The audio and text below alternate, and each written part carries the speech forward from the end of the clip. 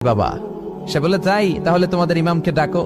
সাইয়েদনা ইমাম আবু হানিফা টাইম দিলেন, এই জুমার দিন, আজকে জুমার দিন না, এই জুমার নামাজের পরে ঠিক ভর দুপুরে 2টায় সবাই আমরা একত্রিত হব। নাস্তিকও আসবে, সাইয়েদনা ইমাম আবু হানিফাও আসবে। জুমার সালাতের পরে লোক